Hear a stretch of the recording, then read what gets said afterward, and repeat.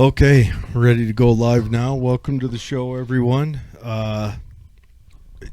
Tonight we have Brett on. He's Oh, Brett. I called him Greg. I'm so Is it sorry. Greg or Brett? It's Brett. Yeah, That's Jeez. okay. you threw me off. Okay, yeah, we have Brett on. Now you're running for school board, right? Yeah, for the state school board. State Uh, school board. That's a big yep, position. That's up there. So yep. okay, and is it District 21? Is that how they break So, it down the same or?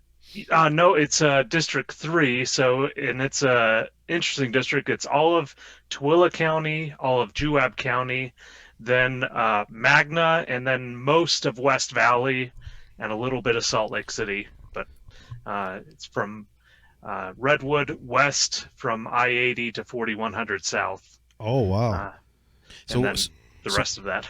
can you So it's explain a the good hierarchy? mix of a district demographically and geographically. Yeah, I've got a big question.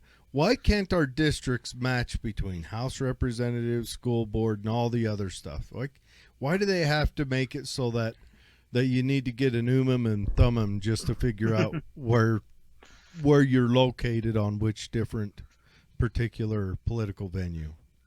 Well, the general reason is they represent different groups that have different populations, and there's a different number for each one. So there's 72 state house of representatives. There's 27 state senators. So you can't represent the same amount. And then for state board, I've forgotten how many there are. I think there's 20. I think it is. How do Oh, I okay. forget this? So there's 20 throughout this. 15 throughout the So it state. just goes by numbers of representatives, or Yeah, and so so for each district of the state board rather, it's about 70,000 residents. I think for state House of Representatives, it's only about 20,000 okay. residents, maybe less, and state Senate's about uh, 40 to 50. Um, and then Congress is, let's see, where's 3 million? So 3 million divided by 4. Math isn't my strong suit at this point. So Uh, it's about, 900,000, 750,000 per congressional district in the okay. state. So, Okay. Well, so it just depends on what they're dividing it by in population. And in 2 years, we'll have all new districts because they're, with the census going on yeah. right now, Mhm. they'll do the redistricting next year. Ooh, it'll give And us a good chance to gerrymander. there will be some If gerrymandering I going have a on. kid, I'm naming him We'll see what Jerry happens with the fair Mander. boundaries, if that, or better boundaries, if anything comes from that. We'll Yeah, see. it's crazy. But anyway, so let's talk about your run. Who are you running against? So I'm running against Matt Hymas. Okay. It is an open seat. This is actually the first year that it's partisan school board elections. For before now, it's been nonpartisan. Uh huh. This year, the state legislature decided to make it partisan, and I'm actually the only Democrat in a partisan school in a school board race that's contested. There's one more who's running unopposed in Salt Lake City area, but I'm the only race that's contested between a Republican and a Democrat. And then there's one more that's running unaffiliated and a Republican down in South Jordan, northern Utah County area. Uh, Okay. so this is the incumbent. Her name's Lori Ann Thorpe. She and this Matt Hymas, they went to the Republican convention, and Matt prevailed there. And so it's me and him in the general election on So November 3rd. he challenged her at the convention and won. Hmm. Okay. All right. So, Brett, can you explain it to the audience as if we didn't know what the position entails? Because I'm kind of confused. We have state school board and county school board, but what do they do exactly? Yeah. So that's a real basic question. I get it all the time, and it's one that I had when I was researching about getting into this race. Is it's state board is one that kind of goes under the radar a lot. It's gotten a bit more press this year with the coronavirus and everything, but it's one that a lot of people don't really think about unless something really crazy happens, which has happened this year in terms of what state boards do and local boards do. So first of all, the state constitution gives every child in Utah the right to a free non-sectarian or non-religious education in Utah. It's open to everyone, and then that's in Article 10 of the state constitution. Then a little couple on it, in Section 3, it says the general control and supervision of the public education system shall be vested in a state board of education. And so basically everything that happens with education in the state goes through the state board. But the governor and the legislature, of course, have the ability to pass laws and set the budget, which is what the state board implements. And the state board also chooses a state superintendent of public instruction. And so what the state board does is it takes all the laws that the legislature passes and all the budget that goes towards public education in Utah and distributes that to school districts and charter schools throughout Utah, passes rules for, what should teachers be doing, what are the basic, disciplinary measures, or what are the rules for spending this money, either on, whatever, special education or general education. And they also set the core standards for what kids should be learning in each specific subject. So they say you should be learning about these things in math, and these things in science, and these things in social sciences, and then they have supplementary things in there. And then what happens is that the school districts and the charter schools, they take those core standards and they set the curriculum for their districts or charters. They say this is the books we're going to use, these are the lesson plans we're going to make, and then the teachers, of course, use those in the classroom. And then, and in the end, we have evaluation standards that the state legislature has set, that this, in terms of testing and those sorts of things, and the state board administers those tests for schools in the state. So the core standards are kind of the baseline. This is the baseline of what we want you to learn at third grade. Mm-hmm. The schools can add to it, but they shouldn't take away from it, correct? Yeah, they have to learn at least these basic points and be ready to, that's what they should be graded upon, knowledge of that, of those basic points of the core standards, and that's what they will be evaluated on in terms of if there is we have a state test that happens, although it's not happening last year or this year. That's one of the interesting things. So they're tested on that, meeting that standard essentially. And then the school board also kind of designs and implements that test and and updates it. Now,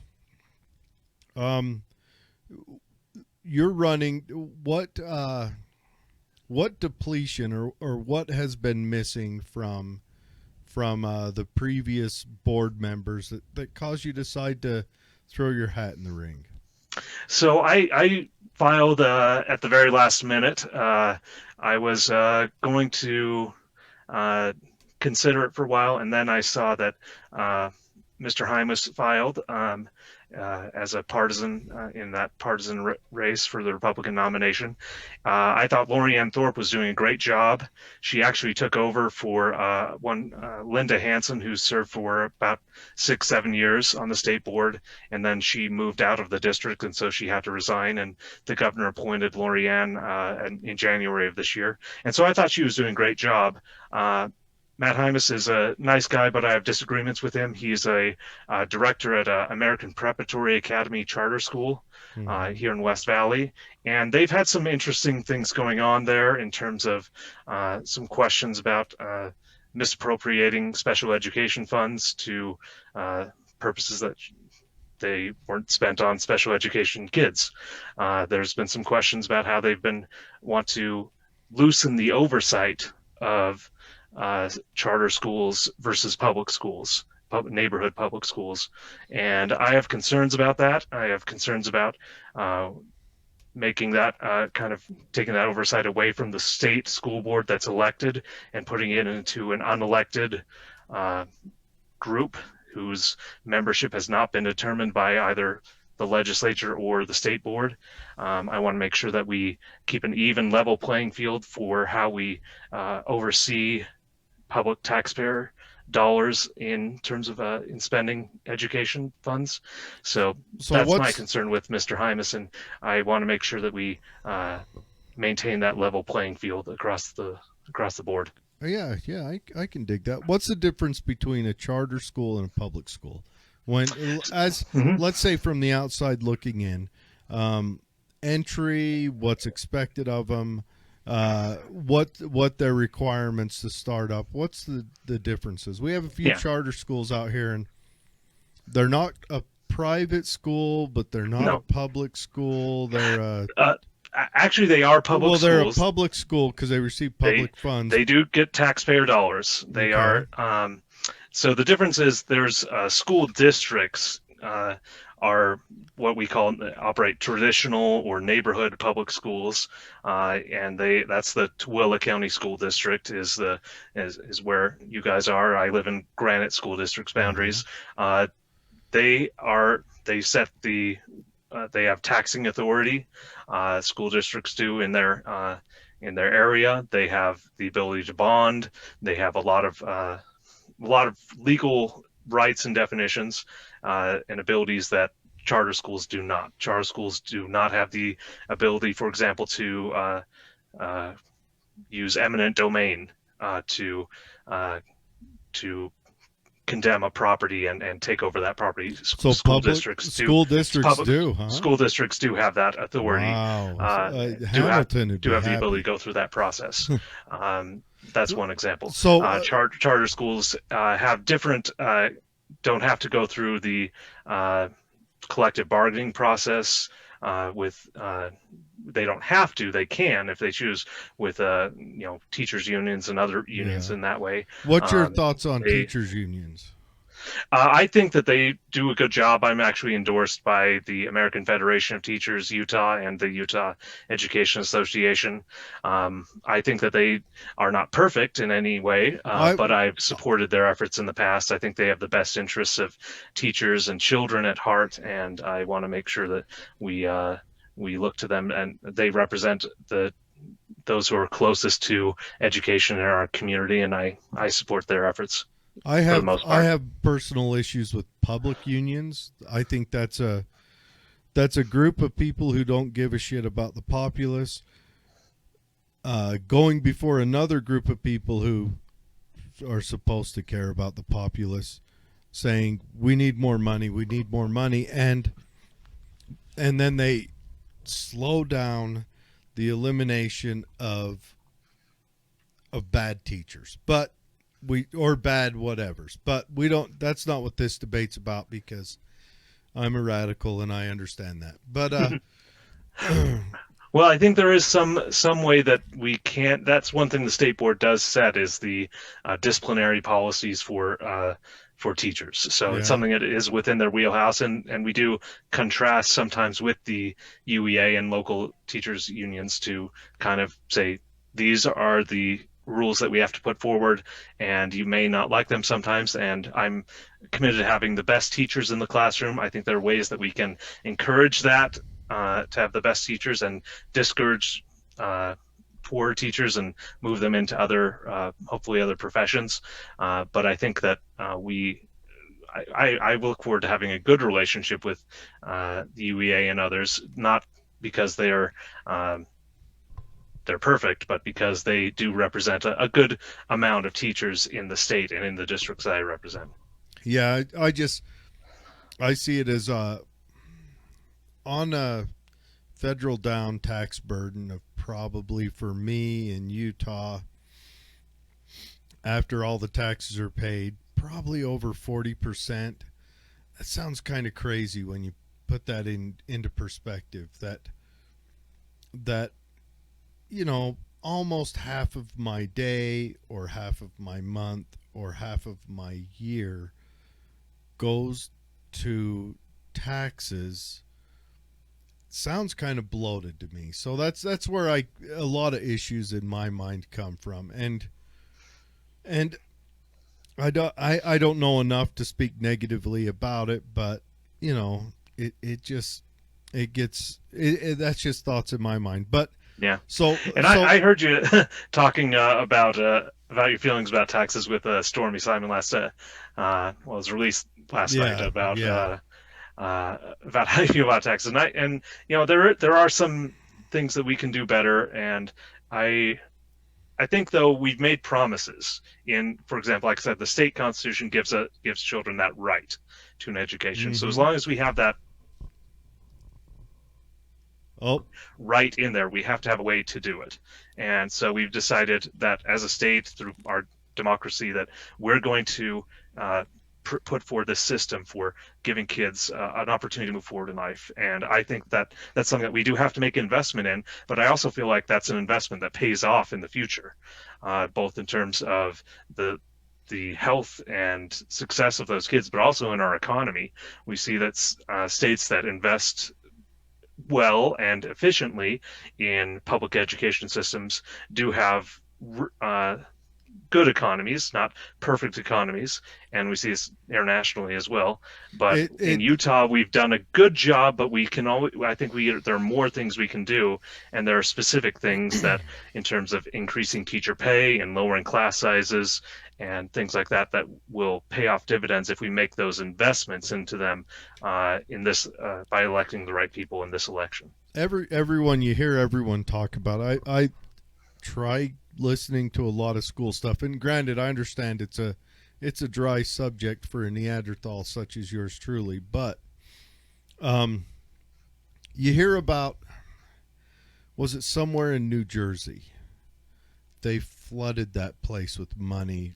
It was the Bill Gates Foundation or whatever. Facebook. That was Mark Zuckerberg. Oh yeah, Zuckerberg flooded it with money. The Blue School? Is that the one you're talking about? I'm not sure what they called it, but yeah, I know what you're talking about. It fell on its face because, I mean, for whatever reason, it failed. It kept going further and further down as they flooded more and more and more.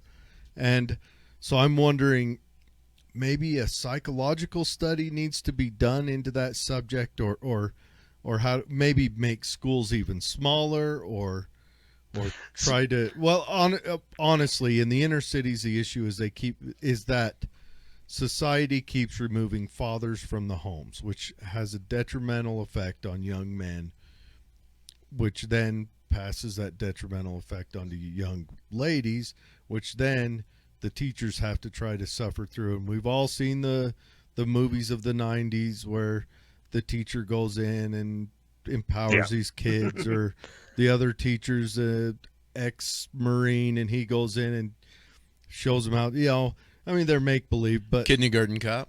It's one of my favorites. Hey, Very Brett, realistic, that one. Brett, what do you think about this Zoom revolution we're having now, where I mean, I know it might violate union contracts, but maybe we could have like some Eastern European people teaching our kids math over Zoom for reduced prices and saving tax dollars. But seriously though, what do you think about this? We've done a bit of that in a different way with what's called dual immersion programs in schools. Oh yeah, where we hire teachers and bring them here either locally or internationally, and say, you teach kids all of the same subjects in English and in Mandarin, in English and in Spanish.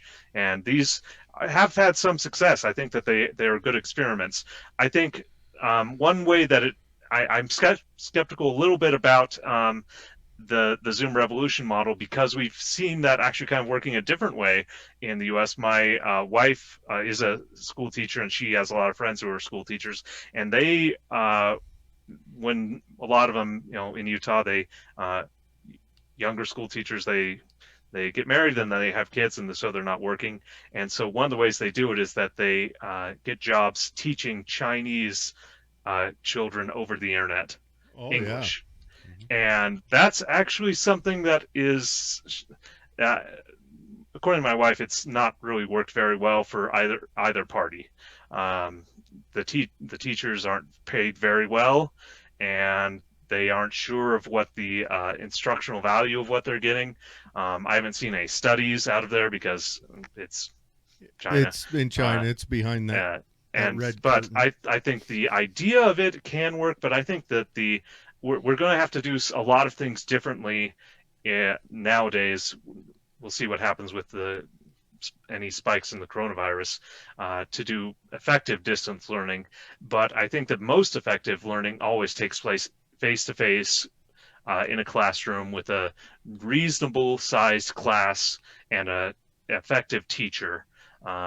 In Distance learning can work, and it's can work in a lot of ways, but it's not going to, I don't think it's going to replace in-person instruction anytime soon.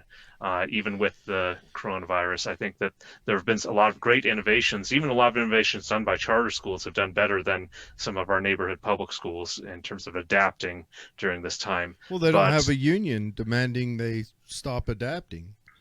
well, part of it is but part of it is some of them are jumped in, and Twilla's district has actually been at the forefront of this, Yeah, we've in got that they've been ready to have distance learning for a long time. we've got And 3 of the charter schools out here, don't we? We've got Excelsior, the new one, and the other one. I forget all there's their names. Bonneville is one. Yeah. I don't remember the other one, but in terms of Tooele district, they have the MyTech High and the Blue Peak Online. Mhm. Those have like 8,000 students, which is a lot more than any other almost any other school in the district.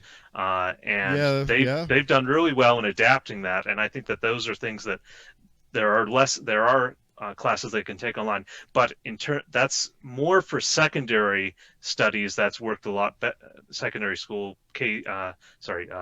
7 through 12 grades, as opposed to your younger grades. Those work much better in person, and it's a lot easier to do subjects like math or some of the sciences in person, even for Oh secondary. yeah.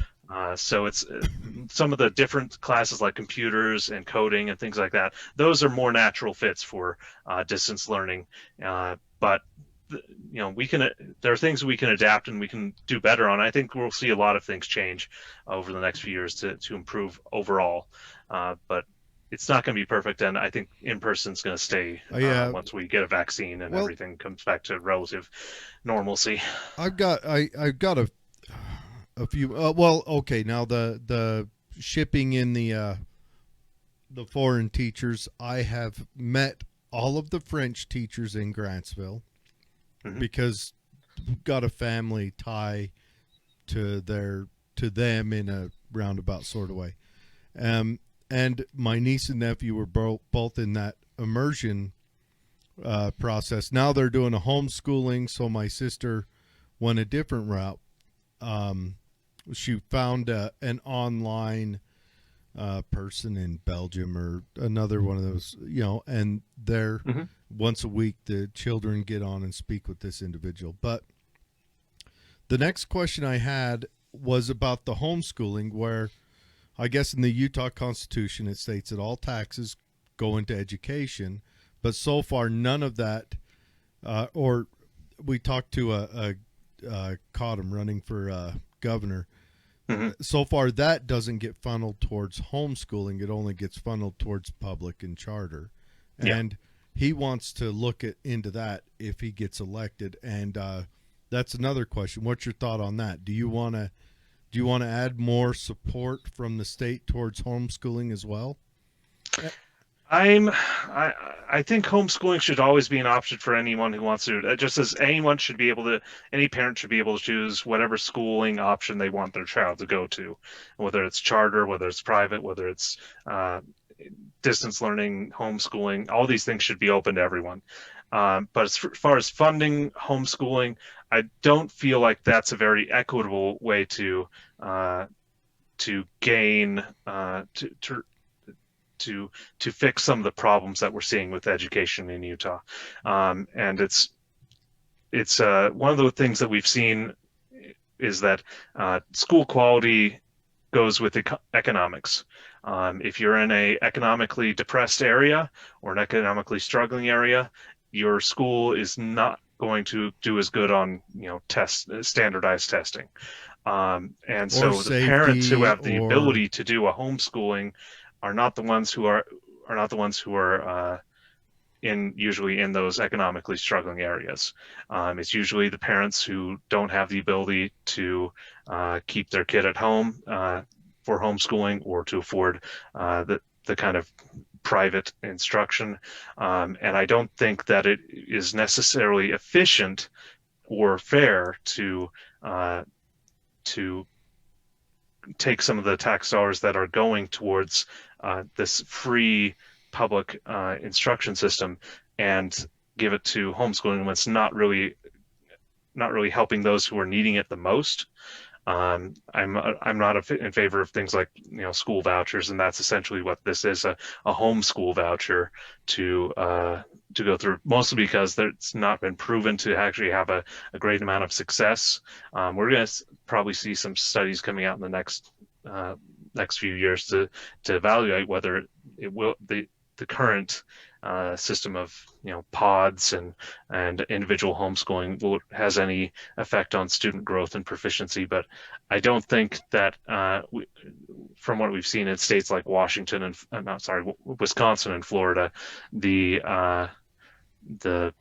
voucher programs there haven't shown a significant benefit to students in there. So I wouldn't per se be in favor of a homeschool voucher program in the same way. so what size of student loss coming into this new year has Utah felt? So they just put out what's called the temporary census based on enrollment in this year, and we've lost probably, I think, if I remember, it's about uh, 10,000 or so. I could Okay. be wrong there, but What we percent would that we be? did lose some over the past over the summer who were enrolled in over the last year. We'll get some final estimates in early October. I know Um, my sister pulled my niece and nephew out yeah, specifically there's a lot that because it did go homeschool. There was a lot that did go yes, homeschool, and And definitely. that's what you mean And by lost is yeah. they didn't get What's lost. the Or, loss? What's the withdrawal percentage if you were to guesstimate?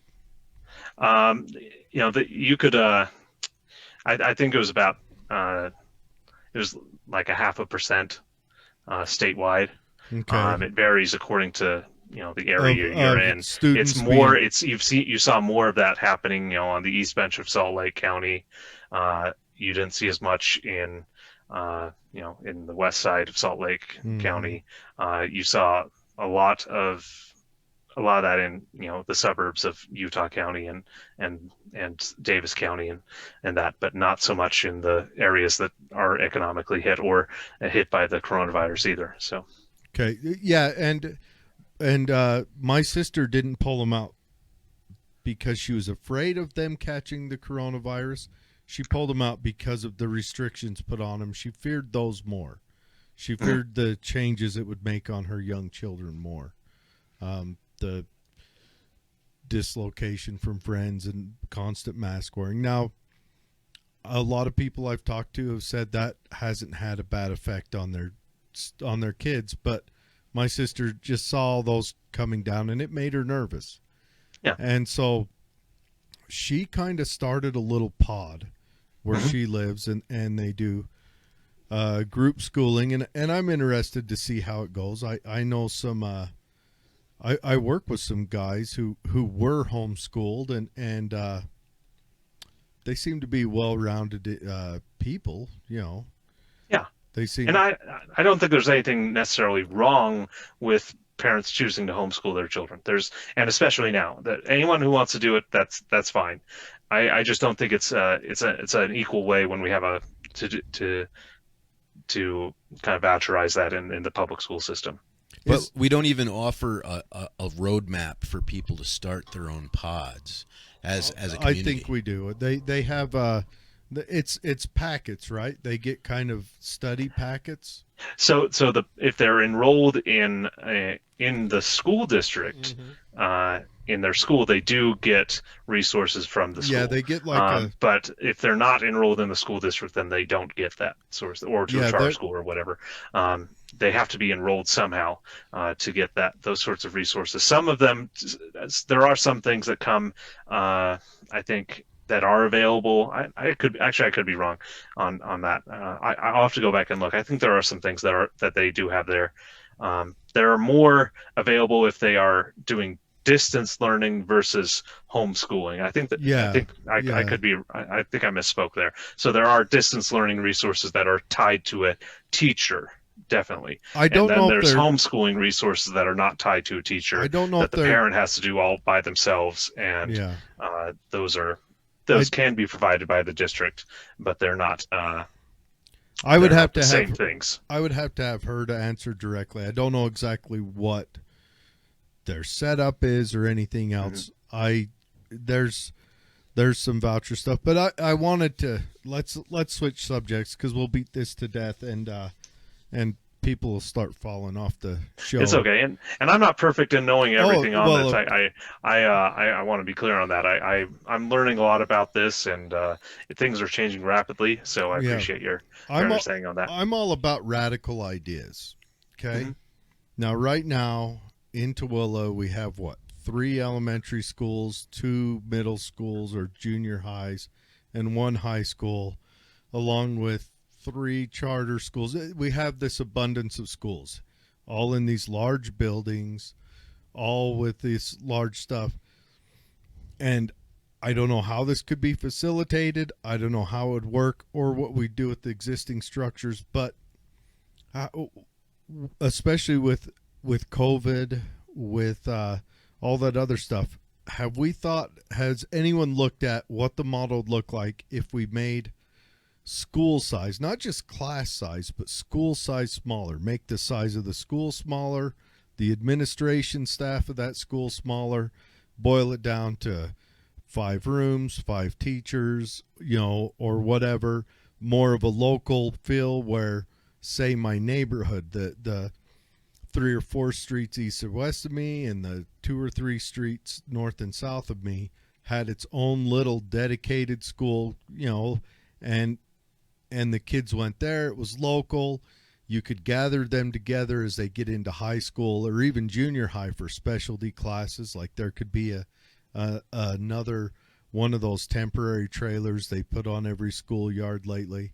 There could be one of those that does an engineering class, and different students that want to take that can go over there once a week. And then, Monday's engineering and Tuesdays is robotics, but it could be set up around kind of a STEM setup. And then there could be another one that's for students that want to pursue English or journalism, things like that.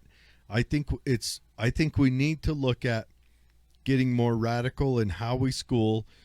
We got to look at how can we save money, make it more efficient, yet at the same time make more things more available. And also, if COVID hits a school of 600 kids, that's 600 kids getting flushed out, right?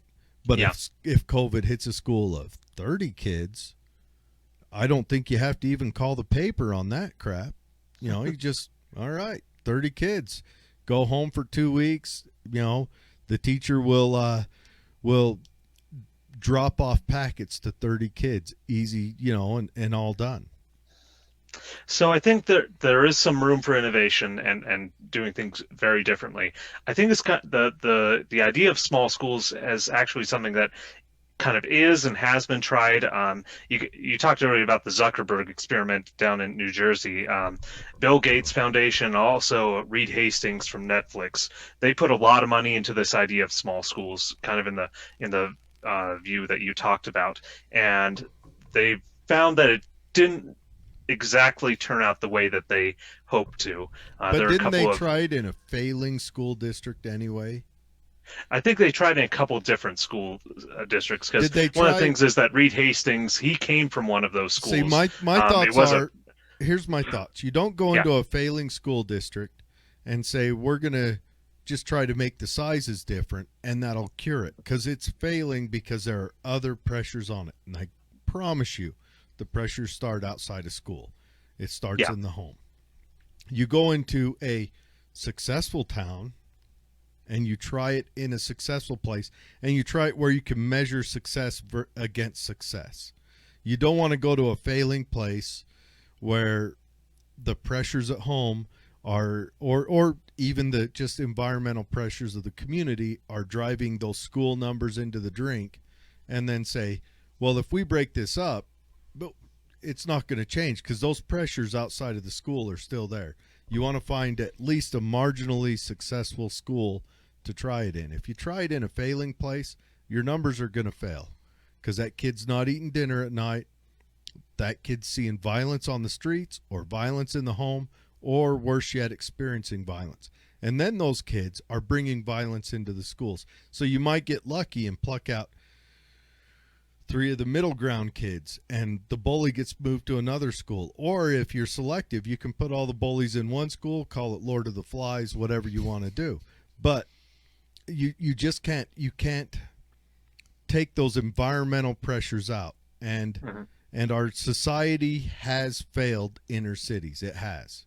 It's failed inner cities through the 94 crime bill. It's failed inner cities through the way we've lined up the welfare system to push the fathers out of the homes. That way young men have no responsible man to look up to. That's why they look up to the tough guy in the neighborhood, because that's the closest thing to responsible man. And young men need a man to look up to.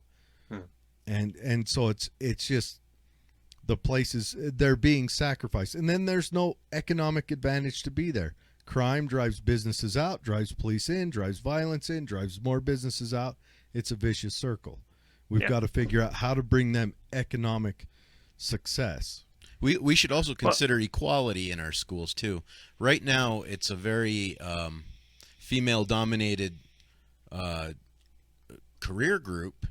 yeah. And I like equality. How would you enforce that? I think we should Well, have more men in the school districts versus. How do you enforce that? Do we go kidnap them and bring them in?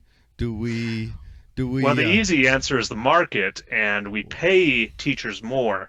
The thing is, I think we've gone into a thought that teaching is women's work, and therefore we pay teachers less because we don't expect them to have the expenses and salary that this is a historical matter. There is an amount of sexism that's baked into it, and it's historically based. It was that way. Once it's a public sector, it's pulled out of the market. That's once you put teachers on a public sector, they can only be paid. They can't compete for pay.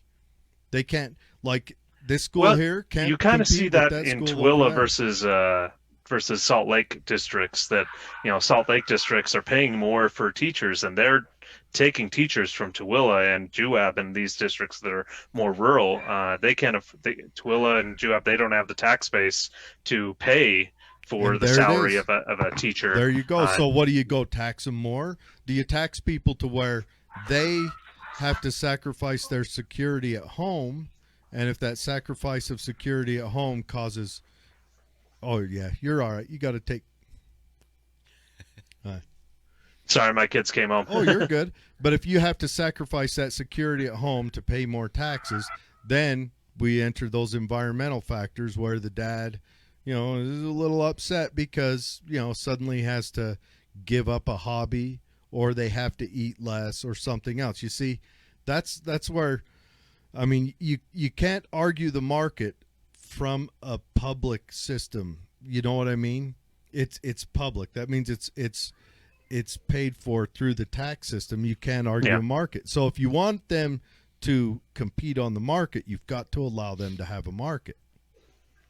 Well, I think that's part of it, but you can also this is where the state is the state of Utah as opposed to a state of the general state governments, period. But the state board can come in and kind of say, what are we going to do to make a level playing field? That the market can dictate some things in terms of what teachers are paid, and that can be a competition more along state to state level as opposed to district level. I don't think that that's still not market competition. That's Well, what do you mean by market competition? They put a job out. They said this is how much it's going to pay. no Who wants it? Market competition is where Amazon says, "I'll bring stuff to your door the next day." That's market competition. You mean like the teachers bid on the job? The teachers perform for the job, or the school or the district performs for the money. But you can't do that on a public system. A public system, you have a pie, a fixed pie. Right. The free market has a mobile pie. The pie can get bigger and smaller. Whereas in public, the pie is fixed. The pie is, they're going to get the taxes they're going to get. Well, that was weird. When you moved, you blinked in and out. That was pretty wild. Sorry. You're all right. But we're getting onto kind of a deeper philosophical argument here. Hey, Brett, I do have a ahead. suggestion that you might be able to bring to the board if you win. I remember when I was in college back in 2001 before the towers were hit, I asked if I could videotape all of the classes that the teacher was lecturing. And she got really mad at me. She got so mad at me. She yelled at me in front of the entire class. This was a college class, correct? Yes. But colleges operate different. Now state schools kind of mix into that model, but they still operate different. But you would think that I initiated force or extracted taxation on her. How many high school teachers write a book and then demand that as a part of the curriculum, that you have to go out and buy this book that, high school teachers don't do that, where college professors commonly do. Well, okay, Jared, listen to me. We're paying taxes on these teachers, right? And the kid comes home with their math assignments and, hey, Daddy, can you help me with the math? And as the taxpayer who paid that salary to that teacher, I should be able to log on to Tooele Math 101 and say lecture 45, give it a click, bang, there it should be. It should be my property as a public entity. That I completely agree with. So I don't think it would cost that much money for our teachers to videotape themselves and their lectures and make it accessible to us parents. YouTube's there. It's free. The teachers could throw it up. The individual teachers could honestly videotape every class. This right now, what we're doing is going to be on YouTube. Yeah.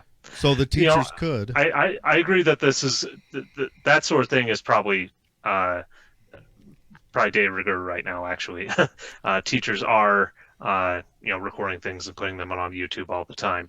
Are they doing it their whole classroom presentation? Maybe not. Depends on a lot of factors. There's some student privacy rights that play into that somewhat. But like if as far as they do put a lot of stuff online. If you go to a school's website nowadays, you'll find tons of videos.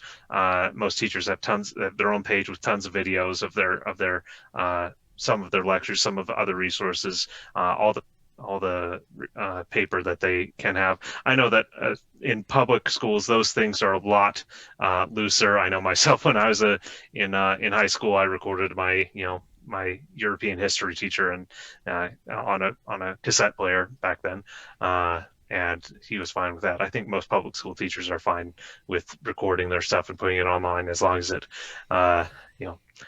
as long as they're not shown doing anything wrong. Well, yeah, and I think that's where everyone's going to make a mistake. But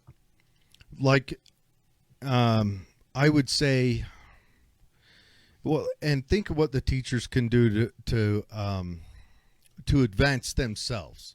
So let's say a teacher right now teaching science is teaching a class. It's their third year. They're still kind of green, teaching a freshman high school class on science, on the makeup of a cell or whatever else.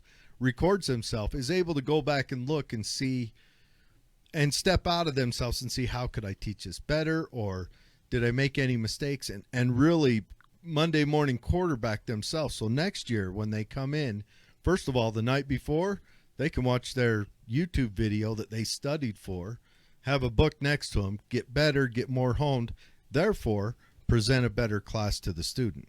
And and then anytime a student needs to get up and give a presentation, they turn the camera off, they turn the audio recording off, and that stuff gets ignored. But on that note, it's time to bring the AV club back. Yeah. Right? Well, they do have great. A lot of schools do have great, AV clubs or TV web channels that they do a lot of stuff on nowadays. Mostly at the high school and junior high to high school level. The larger high schools. I don't think even some elementary schools are doing podcasts and things like that. The Utah Education Network, which is overseen by the state board, really pushes a lot of these solutions out. And but when you talk about teachers going back, recording themselves and going back, they do that. Maybe not in terms of videotaping all the time now, but they do go back and make sure that they're doing the right thing. So I think there are some who do it, and for the sole reason that they're in 365 days, they're teaching the next class the same thing, and so they want to make sure that they covered everything they wanted to. They could work on it a little bit better. They go. So the teachers are all about making their lesson planning survive year after year, because as much as sometimes the state board does change core standards dramatically, in most cases, your history course isn't going to change that much year to year. Your science course may not be altered that much year to year. Your math course, so forth. Well, and so it's on. not about so altering. they'll record these and get them better year to year, and so that's definitely something they do. It's and not to put it online. Sure, I think they'd be happy to do that. It's just not a matter about of whether it's they have the agreements of and the space to do it on the school's website and things like that. It's not really about an altering of it. I would say it's more about how can they deliver the message better, more efficient, and so the children remember it. So that next year maybe they come up with a pseudonym to add in there, or something else, another teaching tool, and that gives them a chance to sit down. First of all, teachers, before they start a subject, probably study up on it and refresh. Well, there's a refresher model from them from the year before. And what are the restrictions on a teacher recording and putting it up on YouTube? Do they have to okay it with the school board and the superintendent and the principal, or can a teacher start a YouTube channel? What steps would they have to go through to do that? So as far as in the classroom setting, there are probably some restrictions that I'm not totally versed in it, but there are some restrictions on what they can do, recording themselves in a classroom and putting it online. I think they're mainly dealing with making sure that there's no copyrighted material obviously displayed in their video that they could get flagged on and be subject to the school being liable for copyright infringement and things like that. Then there's the student privacy issues, that they make sure no students are shown or heard even. There are laws against that. But I think if it's just the teacher either in private or in an empty classroom or things like that, I think that they are free to do that as much as their principal or their school district or whatever would would be willing to let them do that and say that they're doing that. But if they're on their own private time in their own private house, they can do whatever they want. They can So make their own videos about yeah. anything they want. Now But in it terms of if they're going on a school's website, a school's YouTube page, then yeah, the principal's going to have final approval on everything on that way. what if they Or a sent school their technology director. what if they sent their set their videos to private and just gave the passwords to their students? That way they'd still maintain control of their product, but they would have, and but anyways. So that's what there's a lot of platforms that do that already. Canvas, which is a local platform that a lot of schools in Utah use, they have that ability already. You would need to have a log. Each student's given a login to use for their teachers, online learning resources, which include videos and things like that. So all those things can be already there. There's a lot. What I think the state board should do is do what we can to help standardize the process for parents. A lot during the early spring dismissal, a lot of parents had a lot of issues dealing with 15 or 20 different platforms for their kid to get on for their learning. Between Canvas and YouTube and Zoom and Facebook and a bunch of others. During the fall, a lot of school districts standardize that a little bit.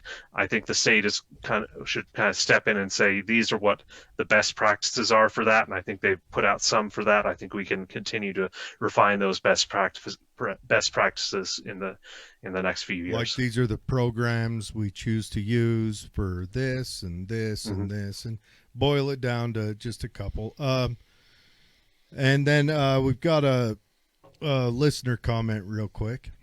Yeah. Holly says our education system needs to innovate. Curriculum needs to follow the students' abilities and not just teaching them to pass state tests. Charter schools are having great student success with their model. My kids are being taught online through our local charter school. As a parent, it's like I'm in the classroom with them throughout the day. And they're using Google Classroom, and that's out there at Excelsior. Yeah.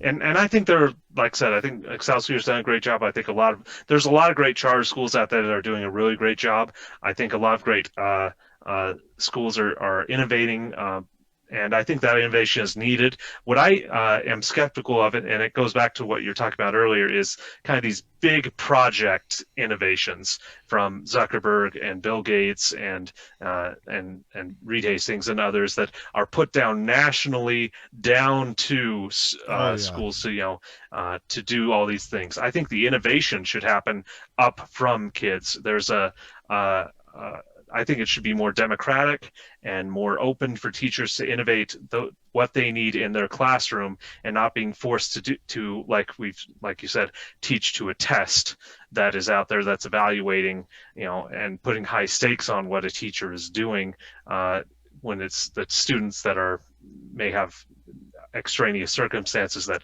influence their ability to take that test well. So I think there's a goal. It's a good goal to have data to compare across schools, but I want to reduce the kind of over reliance on standardized testing to measure what a school's quality is. I think we need to broaden that definition to include things like whether there's enough teachers are turning over in a school. If there's a lot of teachers leaving and being fired, that's probably not a good school. Or has problems that need to be dealt with. Is the school's attendance rate high? Or what are the social and economic factors that we can measure? These things are more than just what bubble did they fill out on a Scantron. I think that we should innovate, and we should bring those innovations from the classroom up, and we should measure those. But I don't believe in solely relying on a standardized test to measure what a school's doing. Would there be any way, instead of a standardized test across the board, would there be any way to measure a student's ability from the year before? I think that there are ways to do that, and I'm not saying getting rid of testing entirely, but there are things that we can broaden the measures more than just Yeah, we want. the test. I like the standardized test is fine because it gives you a feel for the whole school as a whole. I mean, it'll tell you if a school's failing because maybe the school's mismanaged, or if the school's got a success that you can try to emulate it in other schools. But what I'm talking is, once a quarter, the test could be online, it could be on a Scantron, it could be simple, but the student just shows if there's been a gain in any particular subject, year to Yeah. year, because I don't know. How do you measure that besides a test? I mean, Well, I'm not saying I never said not a test. What I said is instead of testing the whole state at once and comparing the state all at once, focusing in on the individual. And that way, quarter one, you're in a math class. The end of the quarter, you take a math test and you just fill it out as far as you can go, and then they have the student in this math test went to 375 points on whatever metric, and then quarter two, he made it to 401. That's the expectation of growth. And then quarter three, he made it to, and that's the next expectation. You see what I'm saying? well, one thing I can say is I hated how at the end of the year they test you on everything, because then you had to memorize a lot. A lot of learning became the capacity to memorize versus to think, and Yeah. that was And that was that's one kind of of my what I'm thinking we should move away from, and maybe more in what you're saying, Jared, is that right now in the past few years we've had this test where I say it's a Scantron, but it is actually on the computer, and it is a little bit adaptive in terms of if you get this answer wrong, it will tree you down into another level of questions to understand where your proficiency is. But what we do now is we do that end of year test, and we do that, and we, like I said, jam in this memorization of facts and figures, and we hope that this will measure what a student's quality is. When I think that there is more that we can do throughout the year to help teachers see where students are at, more than just on a test, but not just one test, but throughout the year. I think there are resources we can do them. The state board oversees the whole statewide test that happens at the end of the year. I think there's a role for that, but I don't think I think we've over relied on that test to say this is a successful school and this is a failing school. We even in Utah the legislature requires us to grade schools based on this test that is given at the end of the year. And I don't think that that's an effect. Using the test alone is an effective measurement of what's a successful school. Using some of these other metrics that are broader than just a test will, I think, give us a greater idea of, is the school succeeding with the population that it has versus a school that's succeeding with the different population it has. It will give us more apples to apples comparison that we can have and see across, charters versus neighborhood schools, and see what are the things that are working in each one, and adapt in each one as it comes along. Okay, Holly's on it. You ready for some more? Go ahead. She's getting tough.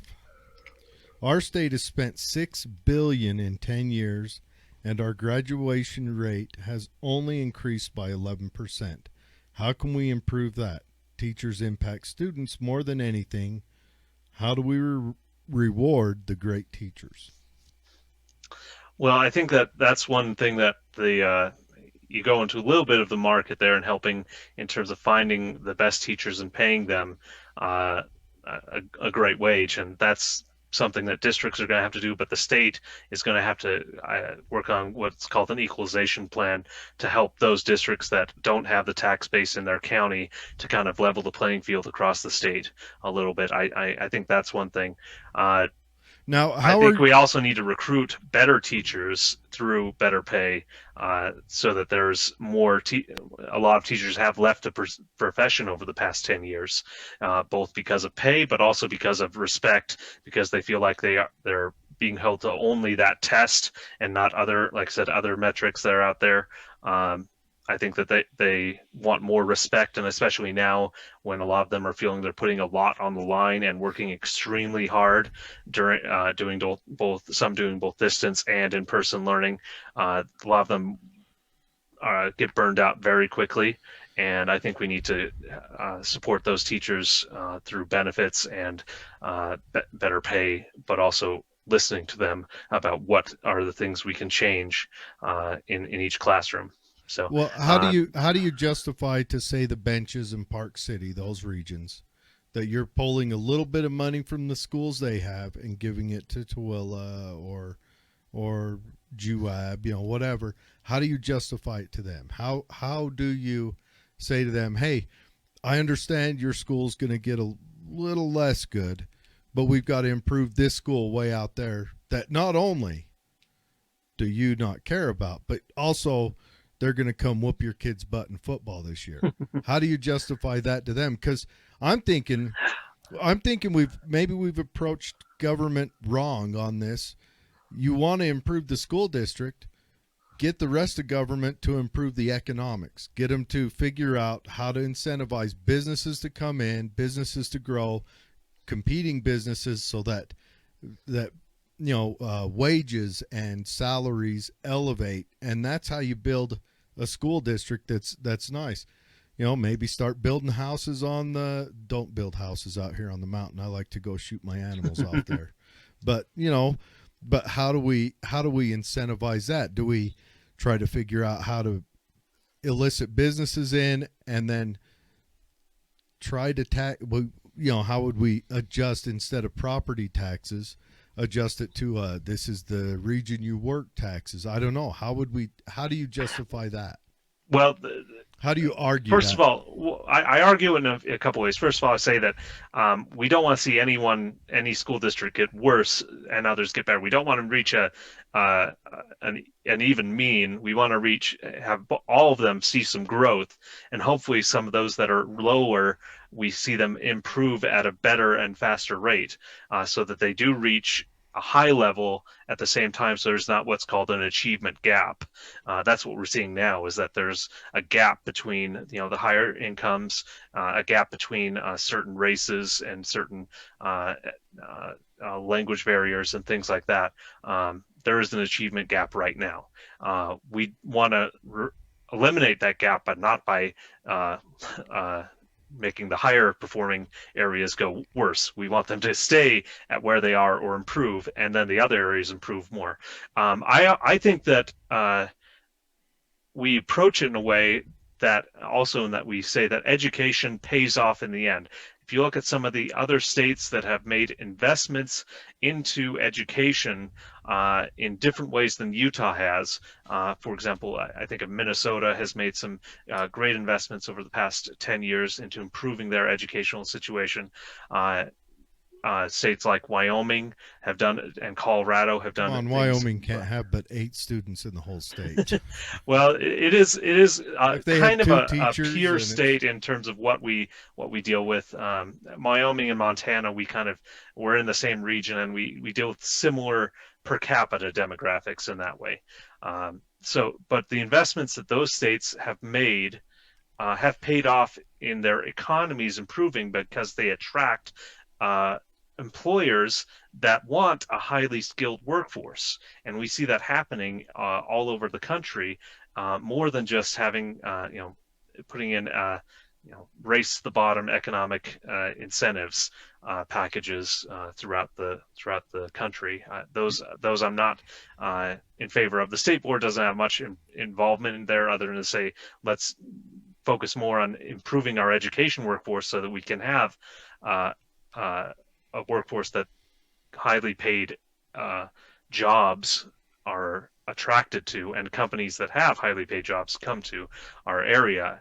Well, then we need to concentrate on electronics, robotics, computer programming. We need to focus in on all of those. Well, we're busy concentrating on basketball and football. Is that really part of our educational scheme? Is to like fund these giant football fields and things like that? Because I see another school bond coming in Tooele, and just in case anybody is out there noticing, last time they tried to bond us, it was $90 million. This time they want $170 million.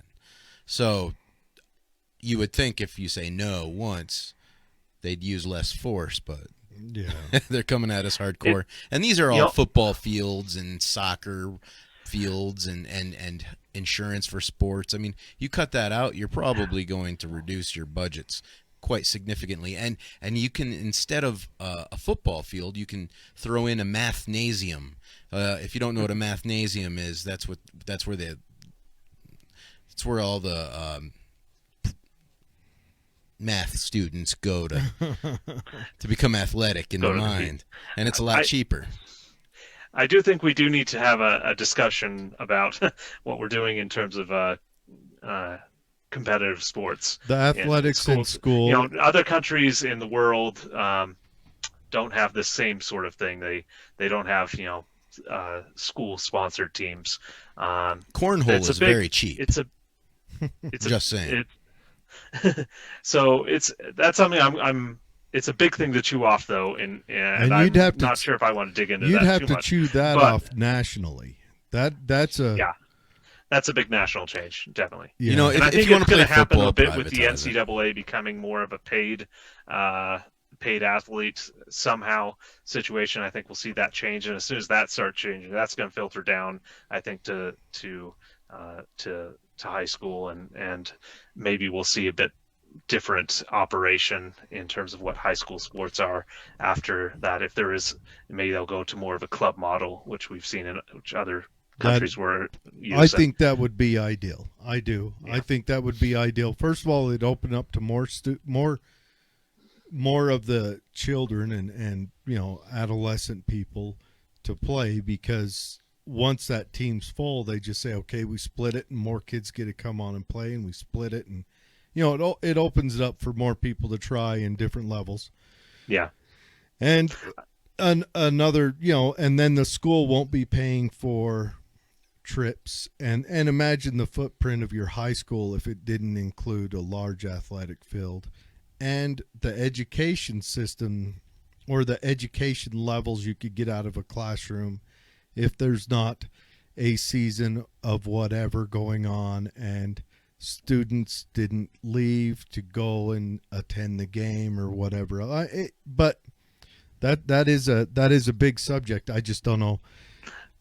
You would how do you approach taking away that? Free market, buddy. Free market.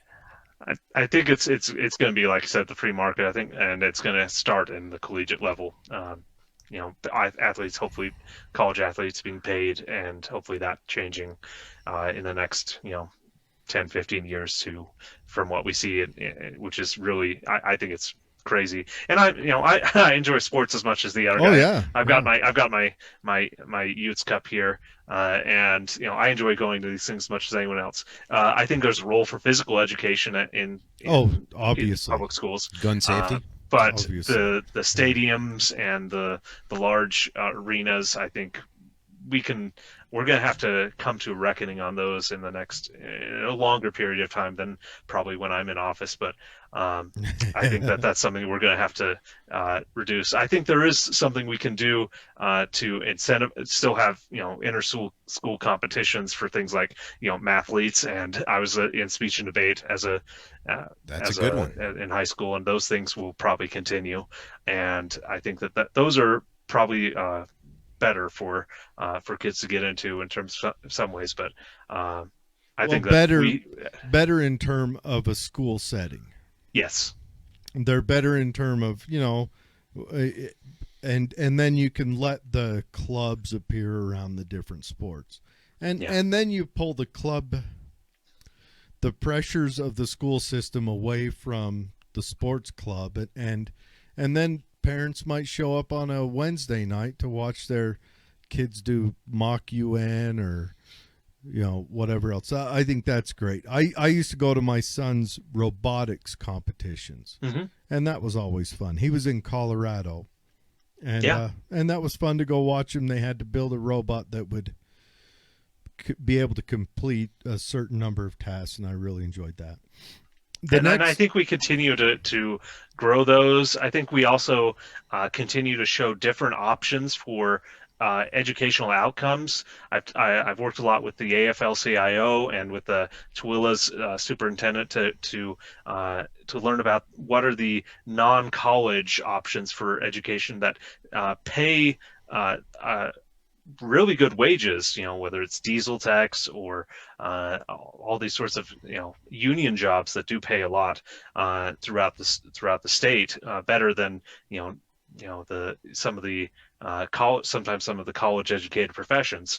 I think those are things that public schools can work with apprenticeship programs and career and technical education programs that I think we should continue to grow and work for, so that we can have a base of employment that's diverse and that helps draw a diverse amount of employers, more than just this warehouse here and these restaurants here and this tourism spot here in different parts of the state, so that we have a diverse workforce throughout the state that works on computers and diesel and solar energy and robots and teaching and tourism, and all these things all Well, combine and together to have a successful economy if we have the educated workforce in a diverse range of subjects. yeah, that's a good idea. Now, about the teacher pay, I want them to make more, but I don't know how you can.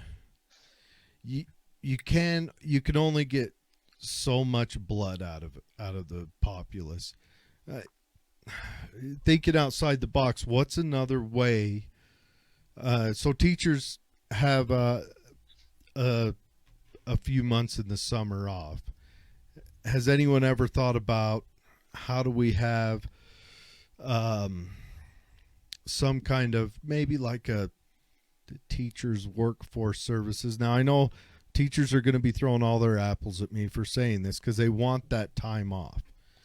But is there any way that for those who want to make a little more, there should like a job placement system for that time off, either if tutors are needed, which I'm sure a lot of teachers do, or when I was growing up, all of my male teachers all through elementary and junior high, they all built houses in the summer. They all worked on house construction crews, and a lot of them did them as gangs. They would show up, all right, we're back for the summer, and the contractor would be like, sweet, I'm getting 3 extra houses built this summer.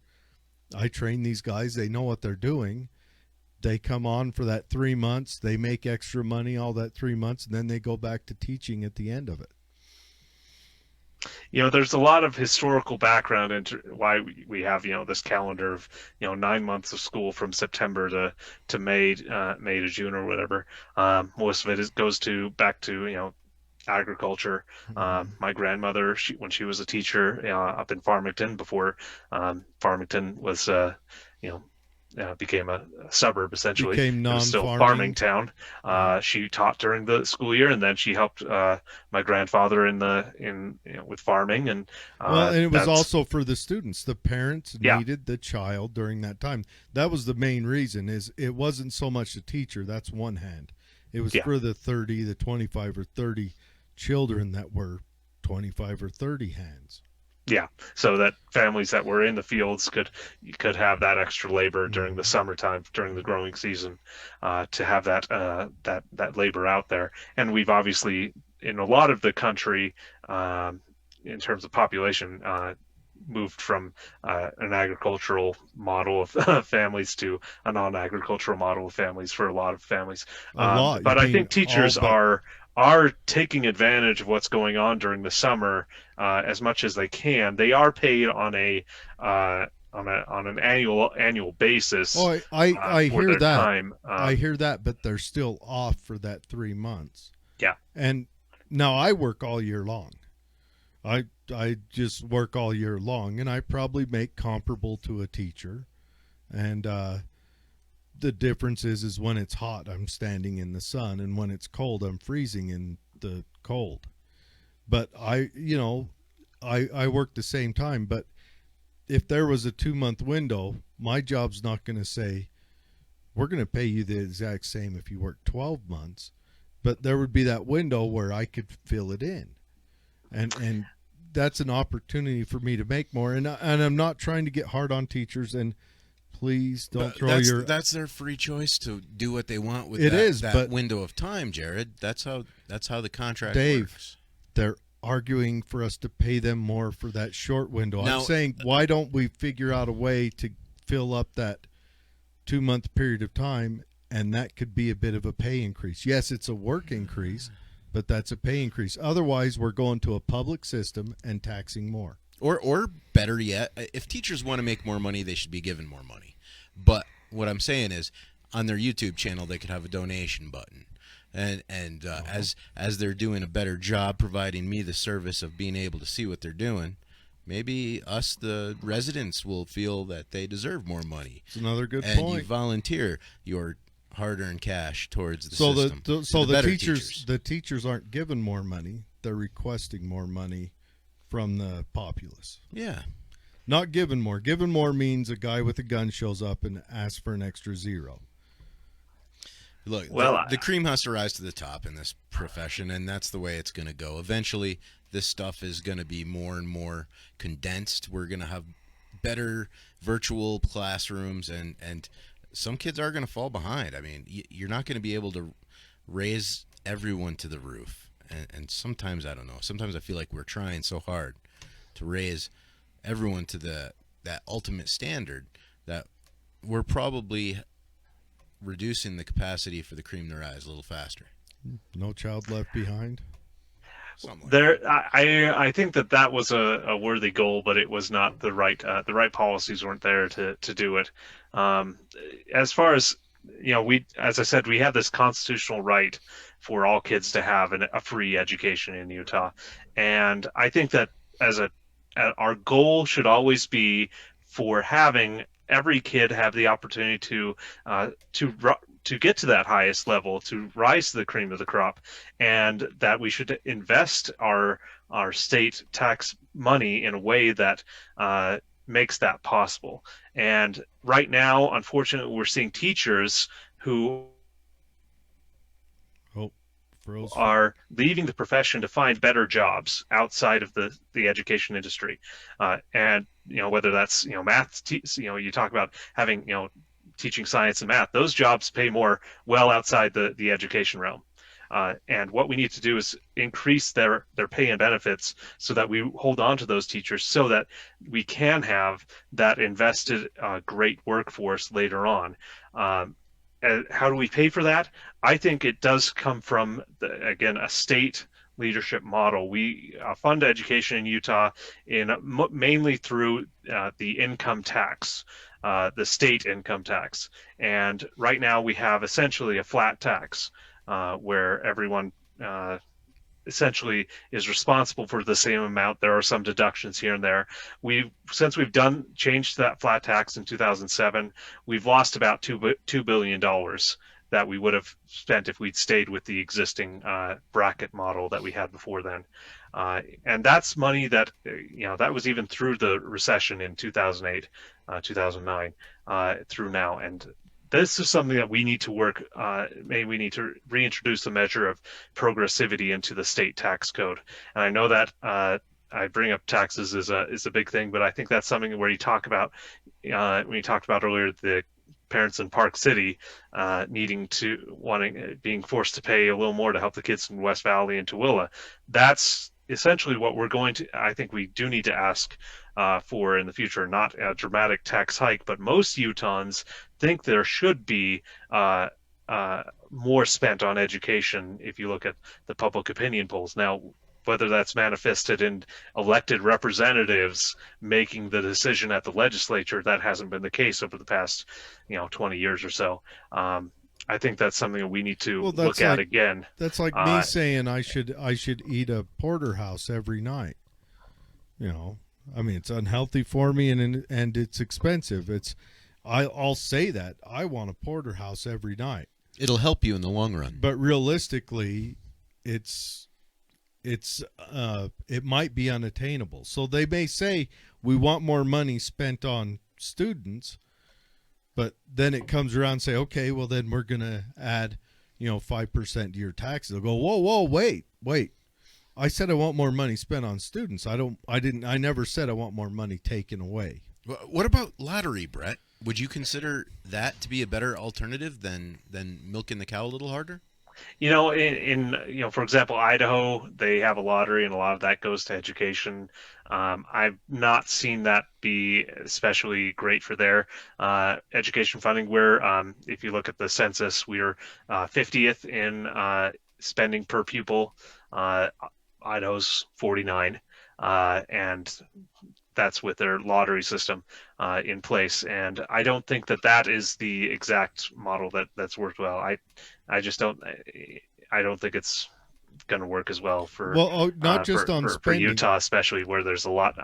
As much as I see people in Malad and other places, I don't think we'd have a successful lottery as in other states.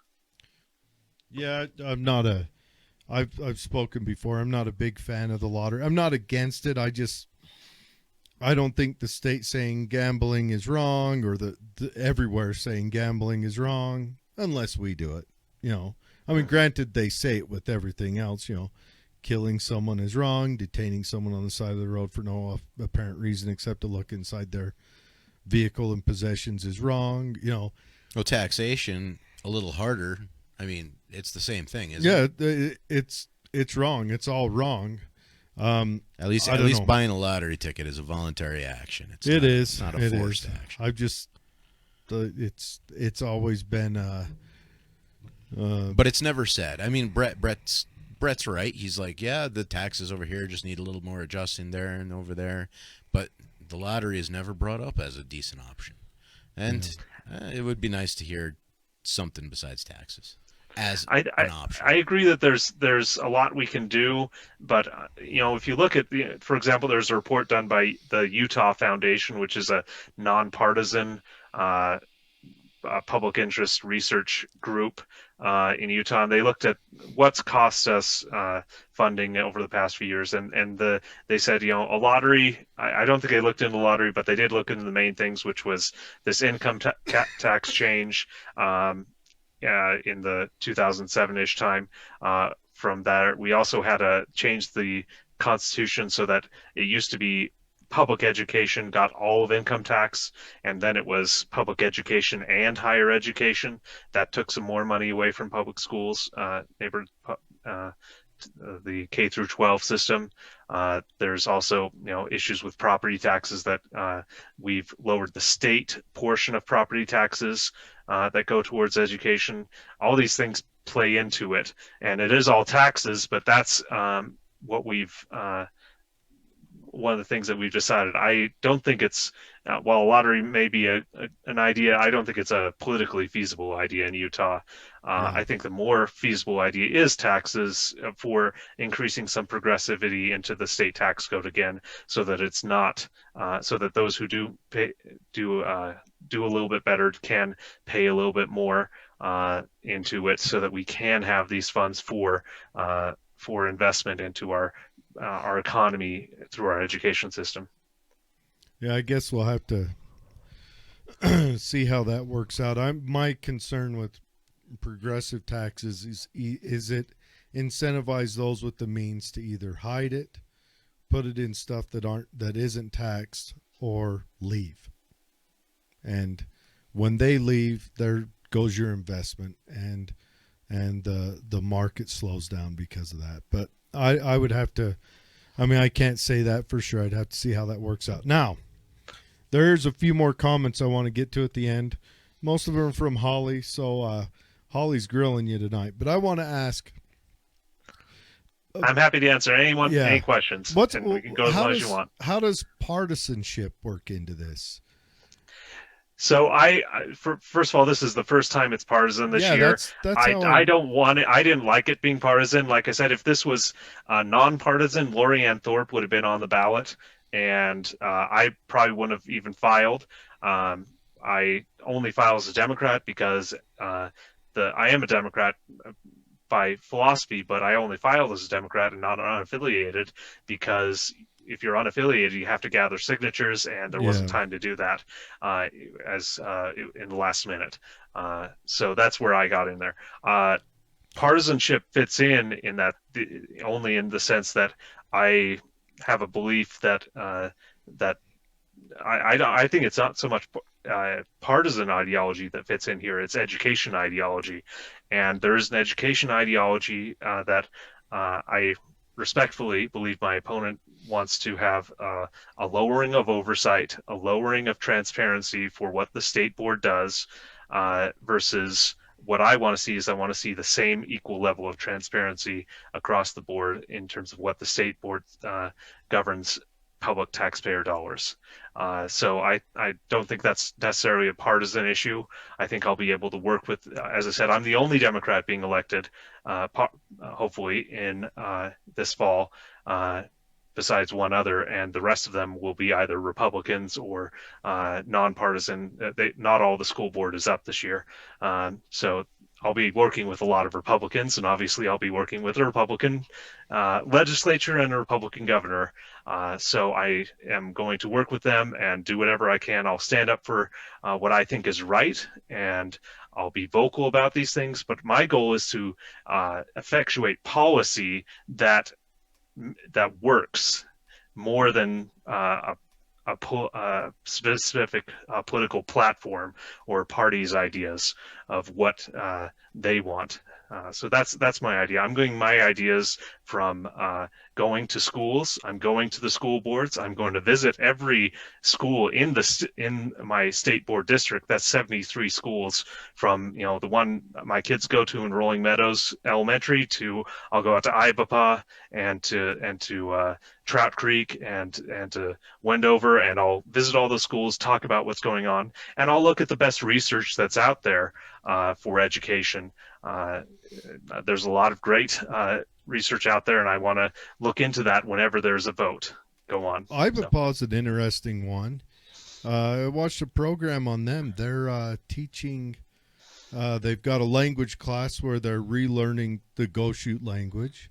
They're doing a lot of traditional studies there, which is for their area is very. I think it's very cool. I'd like to see them figure out a way they would like their confederation to go, and maybe form their school around that. Say they want their confederation to start a business on their land, building something or whatever, and start to that, building an air conditioner unit that they can sell locally and maybe expand and keep building or something. But I watched a program on them. They're reteaching a lot of their traditional language and religion and stuff, and I really like that. But how does the partisan fit in? Why did it become partisan? What? The state, that's a question you'll have to ask the state legislature. So the state decided to make it Yes. a partisan issue. That's interesting. So kind of the history of this is that probably 10, 15 years ago, 20 years ago, to get on the state board, you had to apply to the governor, and he had a committee of mostly business interests who narrowed down who the two nominees would be on the November ballot. And so sometimes that meant that two random people got on the ballot, and sometimes that meant that the existing board member went against someone who was diametrically opposed to them. In about 2014, a friend of mine, Breck England, he sued this as a test that it was unconstitutional. So it was He a got the state's semi-appointed position. yes. They picked two people that they liked and got them on there. Do you Yeah. think that when that was going on that we fell behind, or how did we compete then? I don't think we were pretty well served by that. We actually had a system where we, with that board, we had went through about 3 or 4 different state superintendents during a period earlier this decade under that system. That was not helpful to our state's management of public schools, because they had a lot of completely different philosophies, these state superintendents, and the state board hires the state superintendent, and so I think that was not helpful there. What I think was more helpful is when it went to a completely nonpartisan, open system where anyone could file. You go to the primary on June 30th or in June, and the top two make it. I think that's the best system for state board. I think it should be that. That's what local boards do, and I hope they continue to do that. I think it's, this is not a partisan issue, but I think that it was something the majority of the state legislature and the party that controls that majority wanted to do for reasons that you can ask them. I would like to know why. That's an interesting question. Why has it become? Why did they change it to partisan? Well, we've gone on a long time now. That's most states kind of battle this, and you've seen that. I don't think partisan has worked in other states. I think nonpartisan usually works better in most states, and I think it's worked okay in Utah when we had nonpartisan open primaries. Partisan hasn't worked on our nation, period. We're 250 years, and the minute George Washington said, "Don't be partisan," them sons of bitches went partisan. Yeah. And we just continue to do it. And if one party drops, boy, another one will rise up. And I'm a Democrat in the sense of a state and local Democrat. I do care about national issues, of course, but my heroes are people like Gunn McKay and Henry Blood and Scott Matheson and Cal Rampton. Some of these Democrats when they were elected, Bill Orton, who made visiting their districts, making investments in education and like we've done in the past, and in infrastructure and in good jobs have seen dividends pay off during as a result of their efforts. So that's how much of a Democrat I am. I have my big national heroes, but everyone's imperfect in terms of party and in terms of character, and I'm not perfect either. But I think that I want to bring the best education ideology and the best outreach to the community beyond just a party label. Well, that's good. Now, there are a few more questions. We're gonna hammer through those, but I would be remiss if we didn't say what's your background. What's Yep. What's where'd you grow up? Where'd you go to school? Who is Brett? Yeah. So I'm 38 years old. I live in West Valley City. My wife is a special education teacher and coordinator in the Granite School District. We have 2 boys, 3 and 5-year-old boys, who one's starting preschool and one's in kindergarten this year. And my background is I grew up in Bountiful. My mother was a kindergarten teacher for 40 plus years. My father was a Vietnam Air Force veteran and worked for a defense contractor, and I've worked with them, went to my mother's classroom all the time, helped her out. I went to the U and graduated in political science, and also studied local education policy there. Worked for a group called Preservation Utah. Now it's called Preservation Utah. It's called the Utah Heritage Foundation when I worked there. It was about preserving historic architecture throughout Utah. I worked on their curriculum and school tours that they gave of things like the governor's mansion and the city county building. Really enjoyed that for a lot of years. Went to work for a little bit of time with a little bit different life after that. Went to an internet startup that sold furniture online, and that was a really fun time. And then I worked at a company here in West Valley called Petzl, which is work at height mountain climbing equipment company. Loved working there. And then my wife, she was working part-time at the school district, and they offered her a full-time job, and we decided that anything that one of us would make would go straight into daycare. So I've been a full-time dad for 2 years, and I've loved it. It's always fun every morning, but it's but it's a good time, and I like being a dad, and I like being involved, and I think now's a time where I can jump in and be part of the hopefully some of the solutions that I've learned from my studies and from my experience will help me in in the state school board. Outstanding, outstanding. So we got lots of thumbs ups and other stuff coming. It's time for us to throw the last of the questions. I will say this, Brett. If you win, I hope you will implement a cryptocurrency day or something where kids learn how to do a Bitcoin transaction, because our economics system is, it's being paralleled by this cryptocurrency stuff, and I haven't heard any kids learning about this in school here in America, but all over the world, it's getting big, and I feel like we're being left behind in the education department on that. So I think it's something to look at. I've heard you talk about it in previous episodes, and I've got friends who've invested in it. And I think it's something to. I think some of our business classes are teaching that at more of the high school level in terms of what are the economic implications for it, and what are the financial, personal financial implications of doing it personally, your own Bitcoin investments. But I think that these are things we definitely should be integrating into. This would probably be in more of the what's called not the core study, but the supplement study of personal finance and business studies that I think we do need to, as we evaluate these standards over the next few years, what are the cryptocurrency, what are the broader currency definitions that we want to look into and want kids to learn about in these classes. Yeah, definitely. All right, so Holly's made a few more comments. She did mention that you would almost need to privatize school to get an actual free market and competitive pay in a perfect world, and she is correct. Maybe teacher testing might do that, or I don't know. It's something where pay for performance for teachers, or if they're able to teach more diverse classes, making themselves more inexpendable, that might work. I don't know. I mean, there's different ideas you can play with. I think if the more you boil it down and let local people make decisions, and also we might need to look at, can we trim some administration out of the network, because they also pull money out of the system.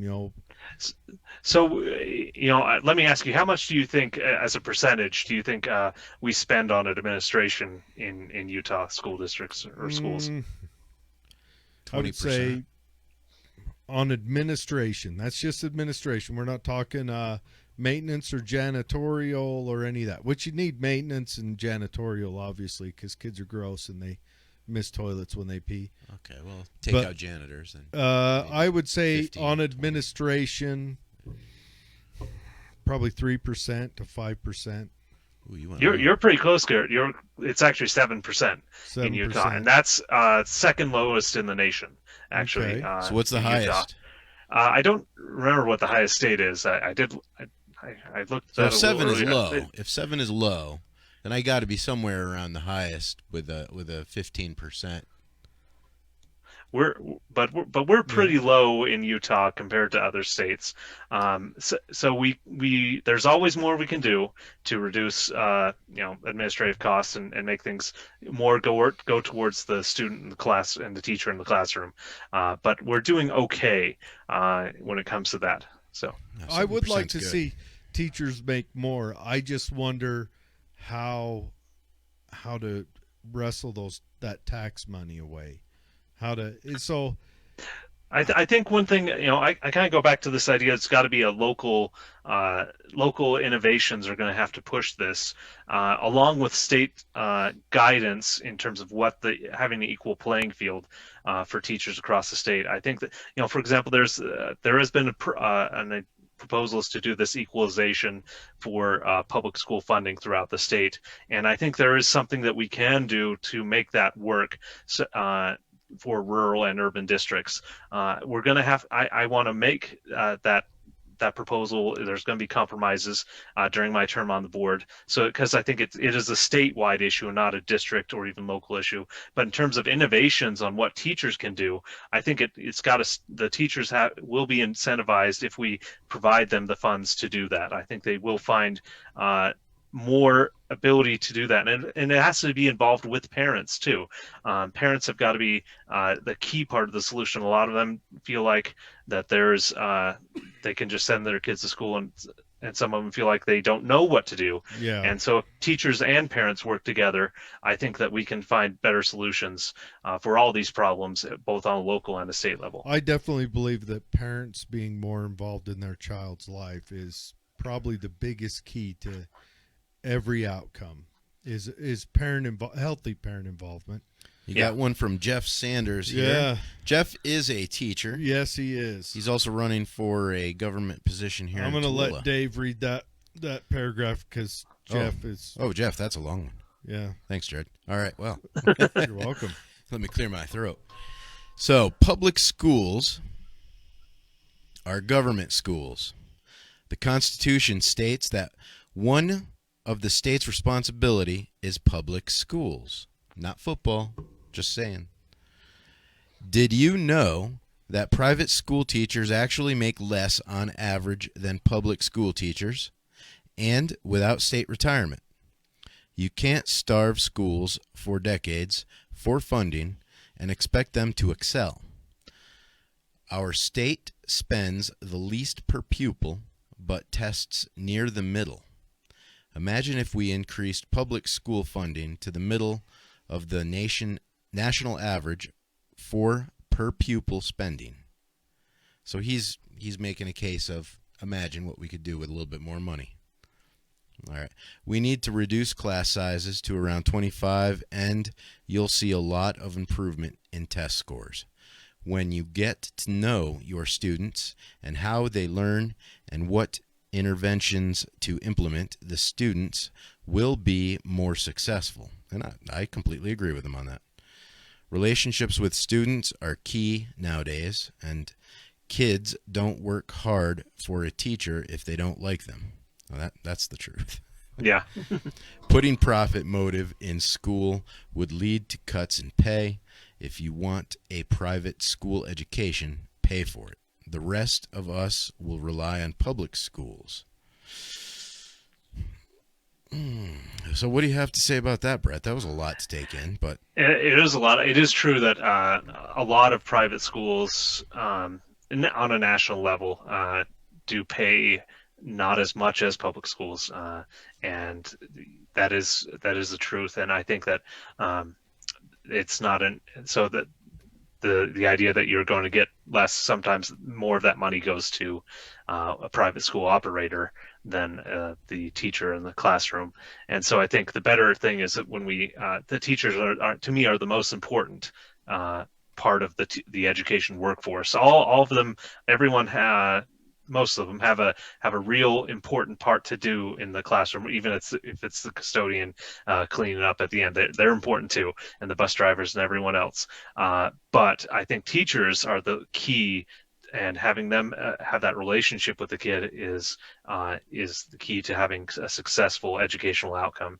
And when you have 30, 40 kids in a classroom, it's hard to make those relationships. It's hard to focus on a kid who is in the middle of the road, let alone the ones that are really failing. And when you have smaller class sizes, you do see an increase in educational performance on average. And I think that's what we need to aim for is higher teacher salaries, lower class sizes, and that's my goal. Is that there's going to be some pushes in the state legislature this year, I think, to reduce education funding because of the effects of the recession, and I'm going to fight against that. I'm going to do what we can to keep or increase our education funding so that we can recover economically because we have a great workforce that's educated. Yeah. Now, one last point. What advances are being made technological wise in the schools? Are they? I've heard some schools are handing out electronic devices that they'll use to read, which I believe in the end would cut costs. Um, the problem with the electronic device is the kid's going to take that home with them at times so that he can perform homework. But if you build one that, say, the desk is the electronic device, like on Starship Troopers, one of the best movies of the Ever.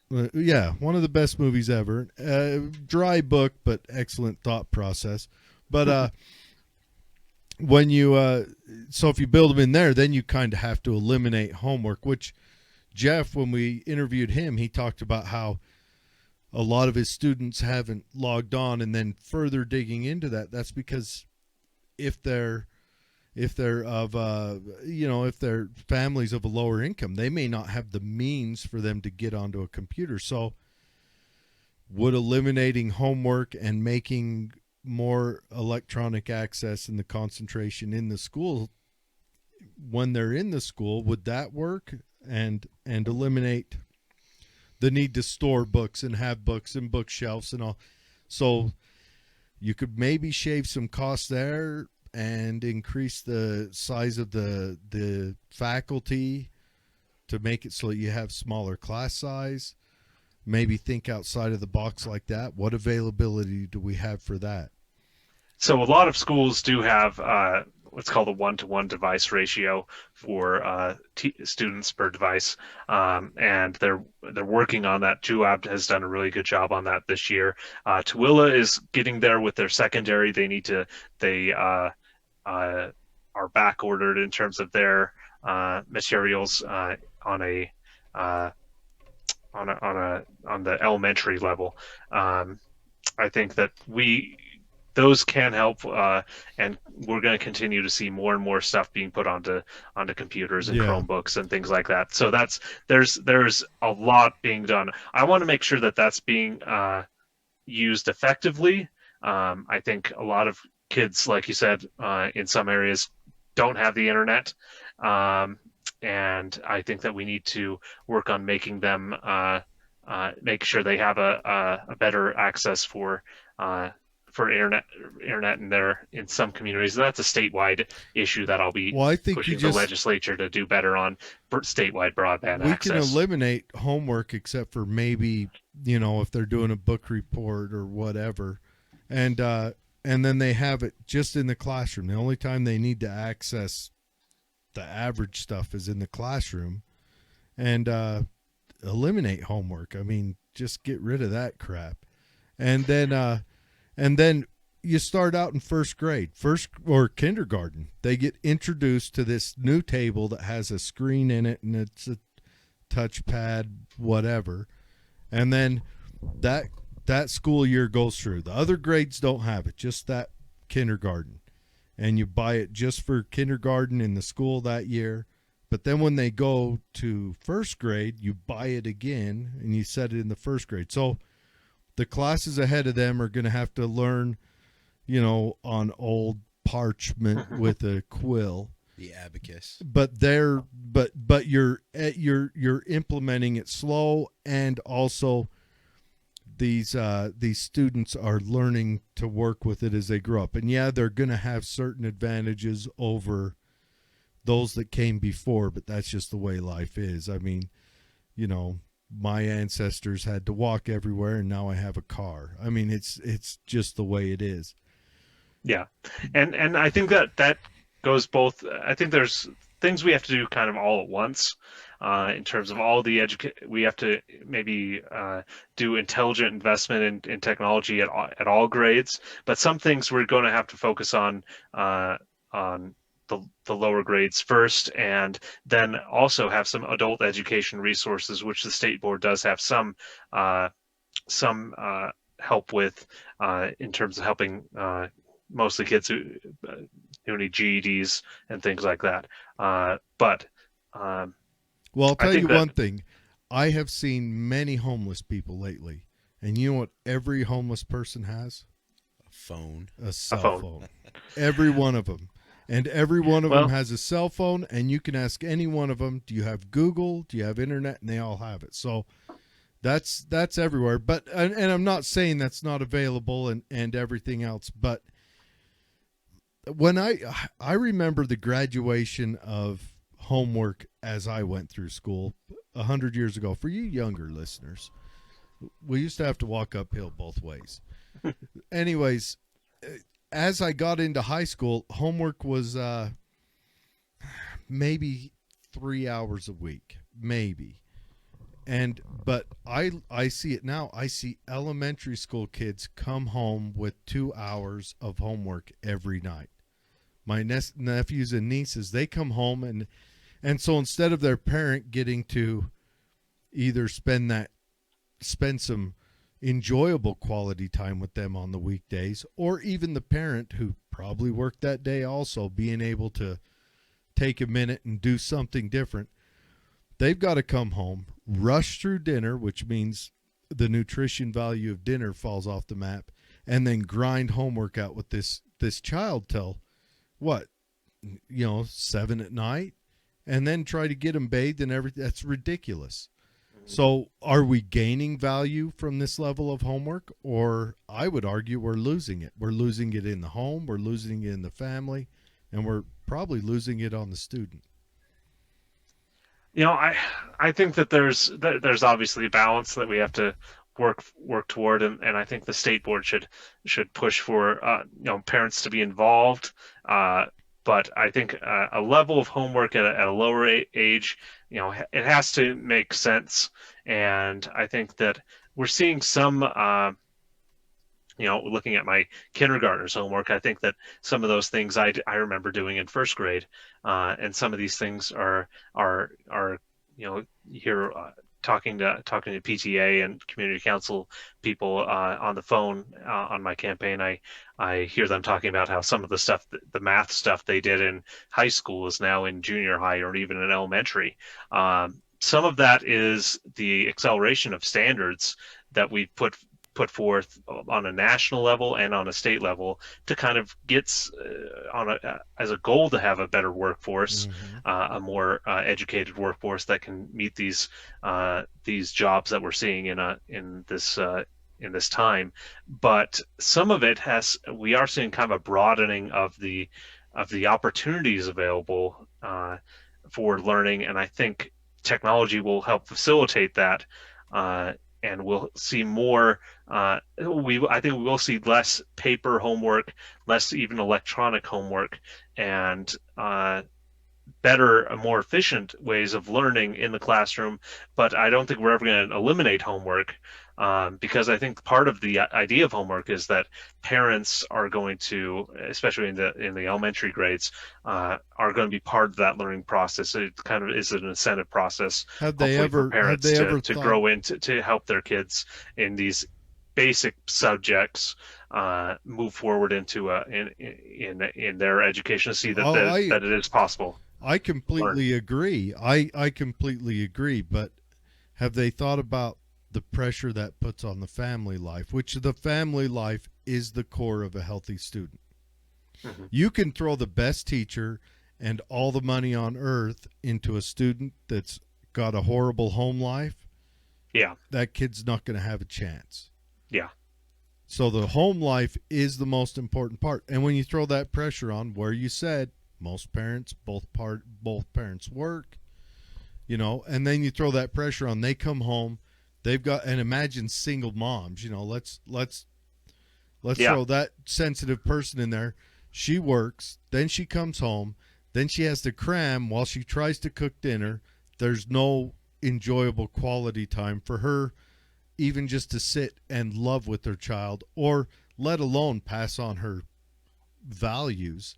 She has to sit and cram and try to cook. So either one thing has to go. It's either the nutrition of dinner, the family enjoyable time? What has to Their fall mental off? health, yeah. Yeah. It is that is, and we've seen that especially in the past 6 7 months, that we put a lot onto single mothers and mothers in general, to do a lot during the and working mothers during this time, and I think that there is a lot to be said that schools can help mitigate some of these challenges, and make and part of that is, like I said earlier, some of these platforms that they were dealing with in the spring, having 9 or 10 different online learning platforms, reducing that to 1 or 2 at most is part of this, simplifying it for parents so that the homework is much easier to do during that precious afternoon and evening hours that we all of us have as parents. But I think that there's going to still be a balance, and we have to expect some things from parents, uh, no matter what level of education their kid is going through. Up until they hit 18, they need to have the parents involved in what they are learning and how they're achieving goals. And some families have it easier than others, and some families will have to depend on the community hopefully a bit more, and that's where things like the PTA and private groups can hopefully bridge some of that gap, in cities with after school programs and things like that, can kind of be part of the solution in getting that. For example, in Salt Lake City, they have a really good youth city program where kids go after school and they work on their homework. And even now, where Salt Lake City School District is online only, all those kids who maybe both parents work or they only have one parent, a lot of those youth city places are open for kids to get online, and they're not huge congregation points in terms of infection or anything like that, but they are places where they can go, and this is kind of the city government working with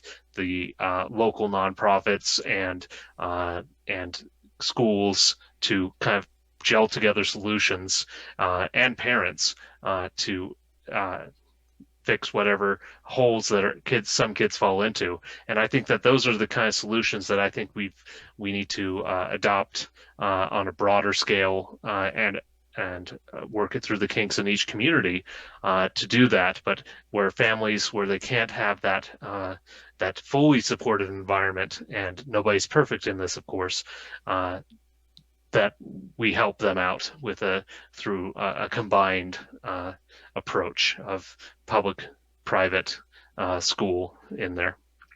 Yeah, the communities do need to step up and take charge of their community. They do. The people need to. There are there are quite a few more questions and comments on here, but we're running on 2 hours. We need to let you go. But thanks so much. Thanks so much for coming on. If you can, jump onto the comments on here.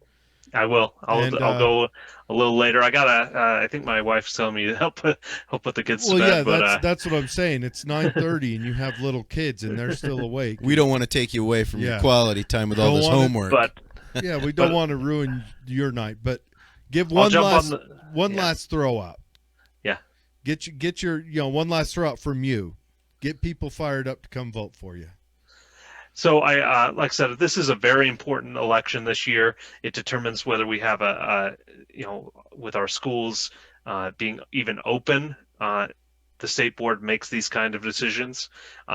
These are things that we've seen over the past year, whether your kids, wear masks, or whether they have distance learning, or whether they have the standards that they're going to learn about, science, that's going into this pandemic. These are all things that the state board sets the standards, sets the rules, and this matters to you. And we probably didn't think too much about it before now, but this is what state and local school boards do, and it impacts your life, and it's your tax dollars going into the schools, no matter whether they're going to a neighborhood school or a charter school. I think that there should be, as I said, oversight and transparency that is the same across the board, and that we should expect great things out of our schools, and parents should be.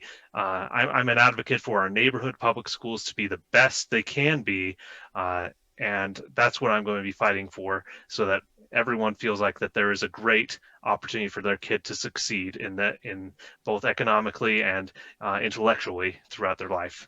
So I'd really love for everyone to join me. Once again, it's Brett Garner, BRETTGARNER, and my website is just that.org, brettgarner.org. You can find me on Facebook on Brett Garner for Utah School Board, and reach out to me there. I'll be answering questions in a little bit after I hopefully get the boys to bed, and I'd be happy to answer any questions. Everyone can reach out to me on my phone. It's 801-573-4759. Shoot me a text or a phone call. Yeah, thanks so much for having me on. I really appreciate your work that you do on Tooele Happy Hour. I listen every time you have someone on, and I think you're doing great. You're really the main source of political discussion in Tooele County. We are the number one political podcast in Tooele. Yep. What was the last four on that phone number? 573 4759. 801-573-4759. These links will be in the show notes. Do not call him after 9. This guy is a father. And if you can, try to reach out to him through his internet contacts. That gives him disposability to pick a time to respond, and then you guys can respond in a civilized manner. Yeah, if you have any questions about if you're in District 3, if you're in Tooele County, you're in it. But I got a link on my website to the school board map, so you can see if you're in there or not. So, all right, perfect. Well, I do not like supermajority in politics. So, that's just my 2 cents. I would like to see diversity in politics. I think it's healthier when you have someone to at least argue against a big movement. Yeah, I agree. I think that there needs to be good ideas come from everywhere, but to do that, we need to elect the people who have those good ideas from everywhere. So that's why I'm up here, and I'd ask for your vote. Outstanding. Thanks for coming on, Brett. Thanks very much. Thank you, Jared. Thanks, David. Yes. And you have a wonderful night. Go put those boys to bed, and we will catch everyone next go around. All right. Thanks. Bye. Bye.